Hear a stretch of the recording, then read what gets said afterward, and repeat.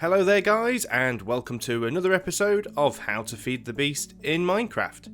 In today's video we are going to be briefly covering the recycler from the Industrial Craft 2 mod, before very quickly converting it into the automated recycler from the Gregtech mod.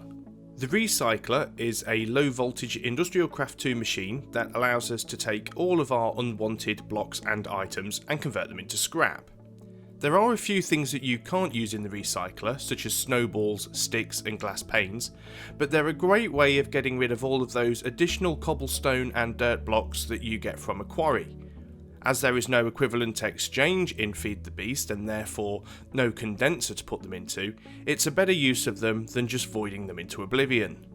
The main use of the resulting scrap from the recycler is to be used as an amplifier for the mass fabricator, or if you're playing a version of the game with Gregtech, the matter fabricator, which we'll be covering in the next video. As well as the recycler, there's also the automated recycler from the Gregtech mod. It does exactly the same thing, but has a couple of slight differences that I'll cover as the video goes on. Now they're very easy to build, so let's pop on over to the workshop and put them together. Well, like I said, the recycler is nice and easy to build, and it's made from items that we've built before. The most complex thing you're going to need for this part of the build is an Industrial Craft compressor, which we've made in a previous video. That needs to go in the centre of the crafting table, with glowstone dust above it. 2 refined iron ingots, one in each of the bottom 2 corners, and then 3 dirt blocks on the left, right and in the bottom middle, and that will give you your standard recycler. So let's pop that down just for demonstration purposes. Now, as I said, this is an Industrial Craft 2 item and it is low voltage, so it will only accept 32 EU per tick. Anything more than that and it will explode.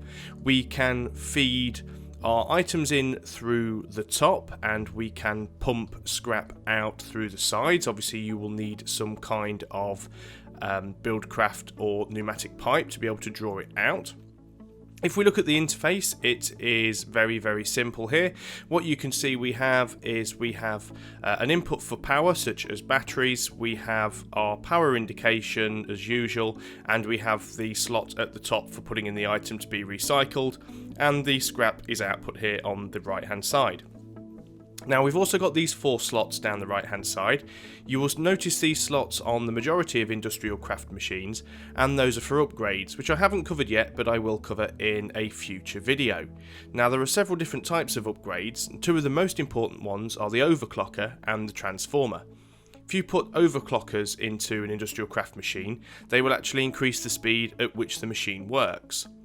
You can also put a transformer upgrade into an Industrial Craft machine. So as this is a low voltage machine and only accepts 32 EU, if we were to put a medium voltage transformer upgrade into this machine, it would turn it into a medium voltage machine and it would be able to accept 128 EU per tick, which is great if you want to use overclockers to speed it up because you're going to need more power. As always, if you want to move or turn the recycler, you're going to need to use a wrench or an electric wrench. An electric wrench in lossless mode is recommended so that you will get the block back, which is exactly what I want to do because I want to pick it back up. Now look at my wrench, which was completely charged and now with a single hit has gone down to almost being flat. Quick stand on the recharge pad and it's back to full. So glad we built that. So the next step is to convert it into an automated recycler, which is from the Gregtech mod. Now what you're going to need for this is a conveyor module, which we have built before. They're quite simple, a couple of different ways you can do it, but most of them are the same. 3 glass blocks across the top in a crafting table, an electronic circuit in the bottom 2 corners, an RE battery in the middle, and then along the middle row you can either use aluminium plates or refined iron plates, aluminium ingots or refined iron ingots. Either way will give you the same result.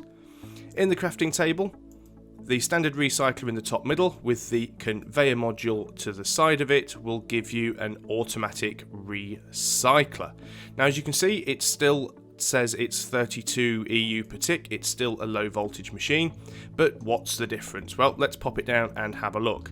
First of all, you will notice on one side, in this case the back, is a square block, quite similar to what you see on a lot of the thermal expansion machines, and that is the output. You can change the direction that faces by giving it a whack with a wrench or an electric wrench. You want to hit it on the opposite side to where you want the output to face. So if I want the output on this side facing my assembly table, I need to go and whack it from the opposite side, and that will put the output over here. So let's have a look at the interface and see what the difference is. So as you can see, we have 2 input blocks for materials to be recycled, and we have 2 output blocks for scrap. We also have these 2 buttons here. Now the first button, the little lightning strike, this tells us whether or not we want this machine to output any power through the output side. So if we've got another machine connected to it here, we can actually output power and power the machine next to it, which isn't something we're going to be needing. Now this little conveyor belt with an arrow on it, this is the purpose of the automated recycler and the reason it has a conveyor module. The great thing about this is we don't actually need any pipes. If we place a chest or another machine at the side of it, we can have it automatically pipe out the scrap. This is going to be the ultimate goal, as we will have this with the matter fabricator next to it, and it will automatically pump scrap directly into the matter fabricator. So I'm going to give it another whack with my electric wrench and pick it up. My wrench again is now flat, so let's go quick recharge. I'm going to head on into the basement and put them in place. Okay, so here we are. Now I've got a little bit of a setup already in place for this. What I have here, this is the spot where my recycler is going to go, and as you can see, coming into the left hand side, I have this glass fibre cable which goes all the way over here and connects to my low voltage transformer. So the recycler is only going to be receiving low voltage. Over here there's another glass fibre cable which is coming from this MFSU here, which obviously is outputting high voltage, and this is where our matter fabricator is going to go. Now I don't want to talk too much about the matter fabricator in this video, but that can actually accept any voltage up to extreme voltage, but we don't really have anything producing that much power at the moment, so we're going to leave it on high voltage for now. And what we're going to do is put the recycler down here. Now as you can see, the power cable has connected to it nicely. The output for the moment is still on the back. Now one thing to remember with the automatic recycler, even though we can output power through the side with the square on it, it won't accept power from that side, so you can't pipe any power in. Not that you'd want to, because then you wouldn't be able to pump anything out from that side anyway. So a quick whack on this side with the electric wrench turns it round so I have the output here, which is where the matter fabricator will go. I'm going to pop a diamond chest down there just for the time being, so we will catch any of the scrap that we put into it. Now like I said, you can put things into it manually by just dropping them in it. Can we use a piece of pork for example? Yes we can, put a piece of pork in there and it's recycling it. Now you can see there's nothing there in the output, and if we look in the chest is also empty. This is because not every single item will always give you scrap every single time. It does work on a percentage chance. So sometimes you might have to put a fair few things in before you actually get anything out. Let's just throw a bit more pork in there and see what happens. So there we go, 9 pieces of pork and not a single piece of scrap. Well, that's kind of to be expected. Now, like I said, this is a good way of getting rid of all of that cobblestone and dirt from quarries, but my quarry doesn't pump into here. So I've specifically brought an igneous extruder along, which again we've built in another video. I'm going to put that on the top. I am going to configure it so that it outputs from the bottom, which it is doing, not a problem at all. We need to put a bucket of lava and a bucket of water into it. Now if we look on the interface here, we can now see that it is generating cobblestone. Now remember, with the igneous extruder, it doesn't need any power, and to make cobblestone all it actually needs is 1 bucket of lava and 1 bucket of water, and it won't use any of them. So essentially cobblestone is free, and that cobblestone is being placed into the recycler directly, and as you can see we're already starting to get scrap from the recycler.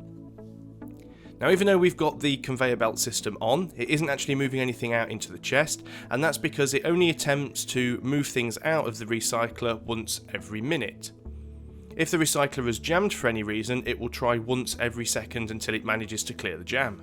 And there we go, it's now moved the scrap from the recycler out, and if we look, it has now gone into the chest. So that's working exactly as we wanted it to. So let's leave it for a little while until we get at least 9 pieces of scrap within the chest, because I want to show you what you can do with scrap. Okay, well now I've got some scrap, what do you do with it? Now, like I said, the main thing you use scrap for is to feed into the matter fabricator as an amplifier, which will make the matter fabricator work more quickly. What you can do with scrap is you can take 9 pieces of it and put them in a block on the crafting table, and that will give you a scrap box. Now, scrap box makes it easier to store vast amounts of scrap. So if you're out putting a lot of scrap and not using it, you could use an automated crafting table to convert it into scrap boxes. Scrap boxes can also be used in furnaces and anything which burns solid fuel. Now, if you're holding a scrap box in your hand and you right click, more often than not, you'll get scrap back. But in some cases, you actually get random items. Like in this case, I actually got some wood pulp. It's a relatively low drop rate for the items that you can get from it. Most of the time it's going to be things like simple tools. You can also put scrap boxes into things like dispensers, which will allow it to dispense random bits of scrap. So if I click it again, there you go, we just got a piece of scrap that time. Click again, once again a piece of scrap. So I think we were quite lucky that time to get the wood pulp, because most of the time the drop rate is only a very slight percentage before we get anything. Let's try one last time, and that time we actually got a piece of paper with a look of things. So sometimes you do get random things from scrap, and you might be able to convert that useless cobblestone into something a little more useful. Now, you can use scrap boxes in the matter fabricator and the mass fabricator, but a scrap box is only worth approximately 9 times what a single piece of scrap is anyway. So you don't necessarily gain any advantage by converting the scrap into scrap boxes to begin with. So there you go, we have our automatic recycler, which is taking the infinite supply of cobblestone coming from our igneous extruder, converting it into scrap and automatically pumping it out into the adjacent chest, which will be placed by the matter fabricator in the next episode. Once we've got the matter fabricator up and running, we'll be able to start producing some UU matter, which we can use to build a few more of the endgame items, and then we'll be pretty much wrapping up the Gregtech in order to move on to Feed the Beast Unleashed. So as always, I hope you found this video informative and entertaining, and if you have, please remember to like, share and subscribe, because it's you guys that are helping to make this channel grow. And remember, you can follow me on Facebook and Twitter, and the links are below in the description to the video. So until next time, thanks a lot for watching, and I'll see you on the next video. Goodbye for now.